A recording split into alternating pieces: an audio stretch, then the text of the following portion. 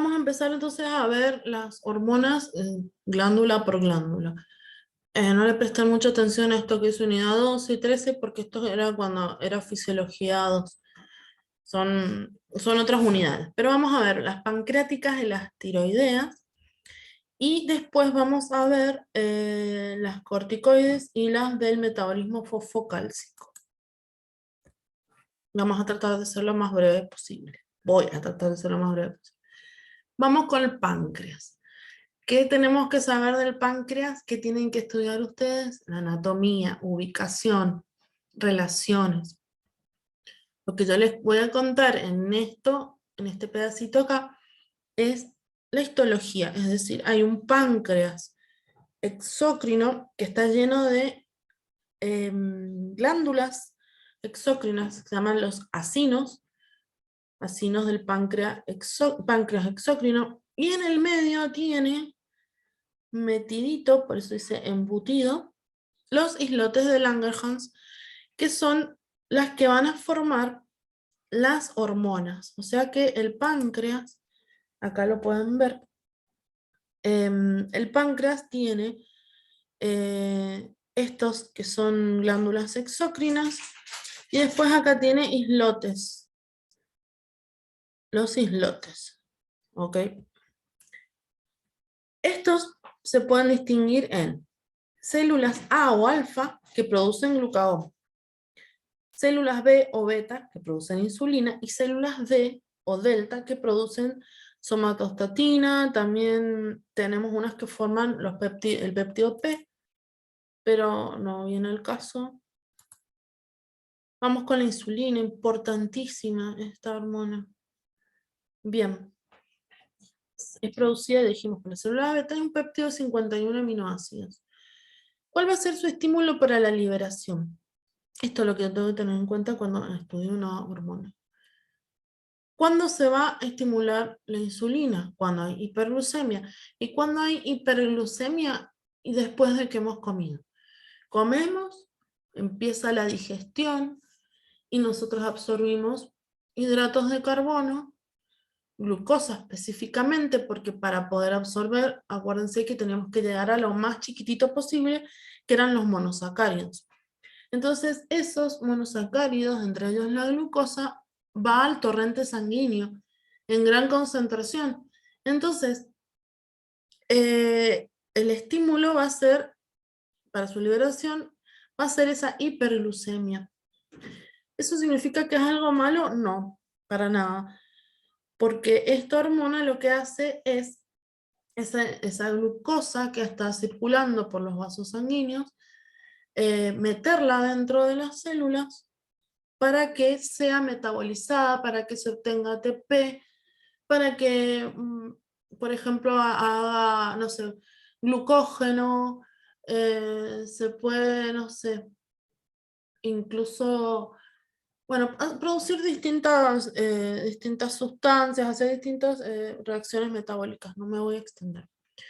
También esta hormona decimos que es anabólica porque estimula la lipogénesis, estimula la formación de grasa y la formación de proteínas. Decimos que es hipoglucemiante. Esta no nos olvidamos que es hipoglucemiante. ¿Por qué es hipoglucemiante? Porque había hiperglucemia, o sea, había glucosa en sangre, esta hormona la mete dentro de las células y entonces su efecto es bajar la glucemia. Y acá que tenemos la diabetes mellitus. Se los dejo acá para que lo estudien. Pero la diabetes tiene que ver con la falta total de producción o una producción disfuncional de insulina que me va a producir hiperglucemia, porque lo que hacía, la acción que hacía la insulina no la está haciendo. Vamos con el glucagón. Lo produce la célula alfa y es un péptido de 29 aminoácidos. Estímulo para liberación, lo opuesto, hipoglucemia. Falta glucosa en sangre, o hay un exceso de aminoácidos en sangre, o hay una disminución de los ácidos grasos en sangre. Entonces, está al revés. es hiperglucemiante y es catabólica porque estimula la proteólisis y la lipólisis. ¿Sí? Al ser catabólica, lo que tiende es a que se descomponga, acuérdense el metabolismo, que se descomponga en sus componentes más chiquitos para que pueda ser aprovechado en sangre. La somatostatina la producen las células delta y regula a las otras hormonas pancreáticas y además actúa a nivel sistema digestivo, inhibiendo la motilidad del sistema digestivo. Vamos con las glándulas tiroides.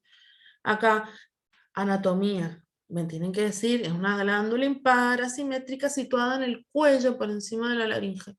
Eso lo tienen que saber. En la histología, que eso es lo que pueden no llegar a saber, vamos a encontrar folículos que están formados por epitelio cúbico.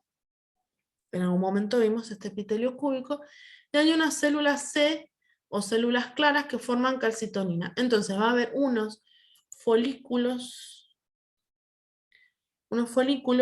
que forman, que van almacenando la hormona tiroides y la van a ir liberando. Acá hay toda una explicación de cómo se forman las hormonas tiroides. Tiene un proceso un poco complejo porque como son hormonas yodadas y el yodo es un mineral escaso, necesitamos en un primer momento almacenar el yodo, que proviene de la dieta, ¿sí? Entonces, es importante que, que se almacene todo el yodo posible, toda la mayor cantidad de yodo posible y vaya formándome las hormonas tiroides.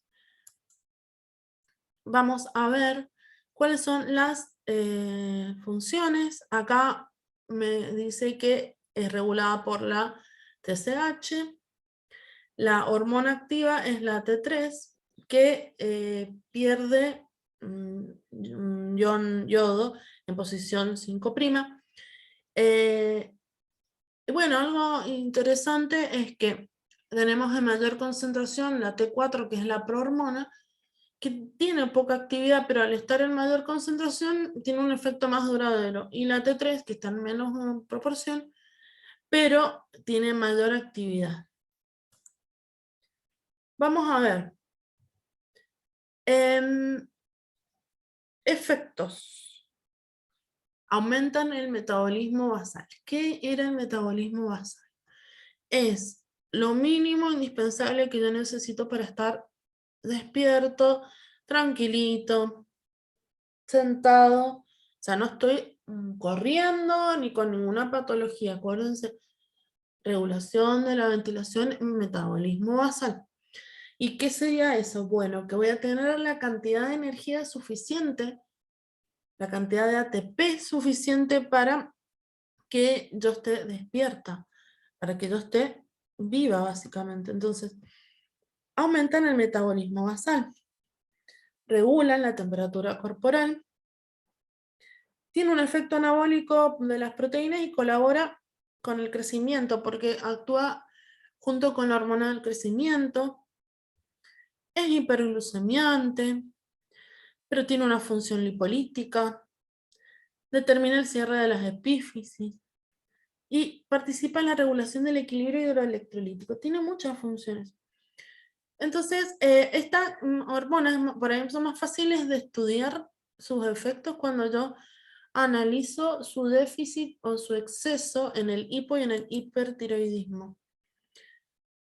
Bien, tenemos hipotiroidismo, hay una variante de hipotiroidismo que es el congénito, que es muy grave en el recién nacido.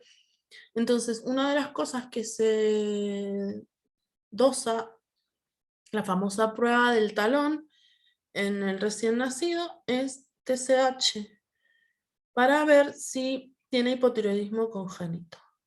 En cambio, el hipotiroidismo en adultos cursa distinto, ¿sí?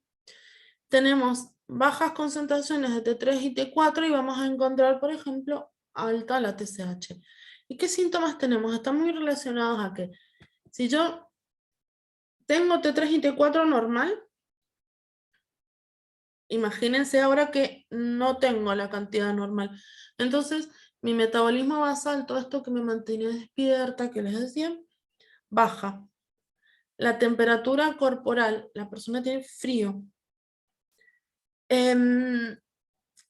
Vamos a ver que hay un aumento de grasa, o sea, esta función lipolítica al revés, disminuye. Y acá hay una regulación al nivel equilibrio hidroelectrolítico que, como está afectada, me va a traer que tenga la piel seca, el pelo quebradizo. Va a afectar también las deposiciones. Esta persona va a tender más hacia el estreñimiento que una deposición normal. Y si veo el hipertiroidismo, vamos a tener T3 y T4 alta. La TSH, acuérdense que puede estar normal o baja, y opuesto. Se aumenta el metabolismo basal. Esta persona está con mucha pila, piénsenlo así, nerviosa, tiene mucho calor, pierde peso y al contrario tiende a la diarrea y a un desequilibrio hidroelectrolítico que puede llevar a una arritmia. El hipertiroidismo es más peligroso que el hipo. Bien. Paramos un ratito acá. Bueno, acá seguimos con las otras hormonas que les había mencionado. Tenemos las del equilibrio fosfocálcico y las esteroideas. Bueno, acá hablo un poquito de la importancia del calcio. Acuérdense, 99% se encuentra en los huesos y un 1% disuelto en líquidos corporales, entre ellos la sangre. Actúa en la contracción muscular, acuérdense, la meseta en la que salía potasio y entraba calcio. Coagulación sanguínea es incluso uno de los factores de coagulación y actúa en varias partes en varias partes de la cascada de la coagulación. Obviamente la formación de huesos y lo que les mencioné antes, que es también segundo, en realidad un tercer mensajero químico. Importancia fisiológica del fósforo. Forma parte del ATP, regula vías enzimáticas, forma parte de los huesos, forma parte del ADN y el ARN, forma parte de los fosfolípidos, por ejemplo, de la membrana celular y los que se encuentran en la bilis. ¿Qué hormonas regulan el metabolismo fosfocálcico? Bueno, yo les había dicho que la calcitonina me forma hueso. ¿Sí? O sea, que me estimula a que el calcio que está en la sangre vaya al hueso. Entonces, ¿qué efecto tiene? Es hipocalcemiante, porque forma hueso. Lleva el calcio de la sangre al hueso. Y tenemos opuesta la paratormona. Esta paratormona, yo ya les dije que la calcitonina la formaba la tiroides, pero la paratormona la forma la glándula paratiroides. Son unas glándulas chiquititas como forma de arveja que están metidas dentro de la glándula tiroides. Este tiene el efecto opuesto, es hipercalcemiante. Por lo tanto, rompe hueso. Bueno, rompe hueso no. Se llama resorción ósea.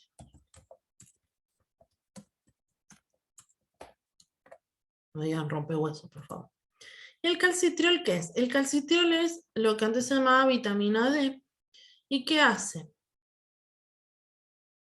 Lo que hace es actuar a nivel intestinal en la absorción de calcio. Y si permite la absorción de calcio, entonces es hipercalcemiante.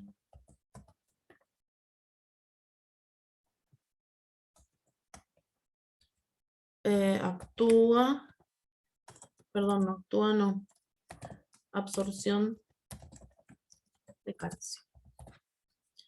Y otra cosa que podemos decir es que la paratormona estimula un poco la formación del calcitriol. Pero el calcitriol tiene una formación, yo no puedo decir, de estas puede ser glándula, esta yo no puedo decir, porque tiene distintos lugares en donde se van formando. Tiene una parte en riñón, tiene una parte en la piel, entonces tiene distintas, como que se va activando en distintas partes del cuerpo, el calcitriol. Yo explicando todo eso y estaba acá. Bueno, ahí tienen para entretenerse. Léanlo, que es lo mismo que les estaba diciendo. Acá tienen patologías, hiperparatiroidismo, hipoparatiroidismo. Léanlo, está en el cuadernillo. Calcitonina. Ese hiper e hipoparatiroidismo obviamente tiene que ver con la glándula paratiroides, entonces está relacionada a la paratormona. Lo que dije de calcitonina, lo que dije de calcitriol.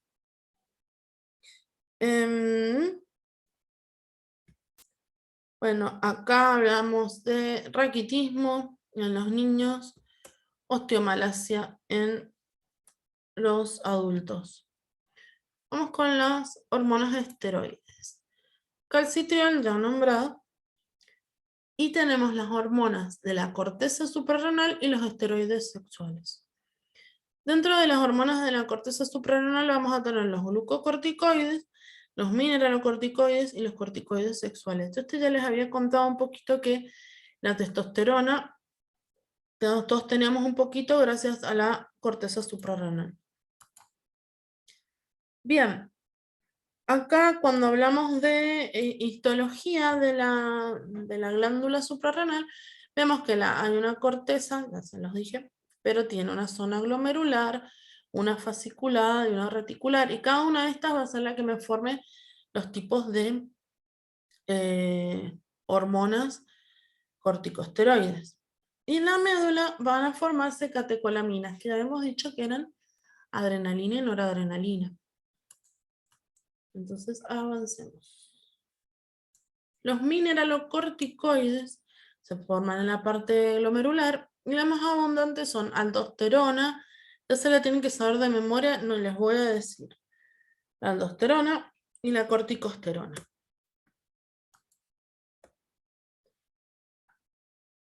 Tenemos los glucocorticoides que se forman en la zona fascicular. Los más abundantes son cortisol y cortisona. También se los mencioné. Hiperglucemiante, estimulante del catabolismo proteico, lipolítica, antiinflamatoria. Aumenta la producción de glóbulos rojos. Eso ya se los conté. No se los repito. Tienen para investigar el síndrome de Cushing.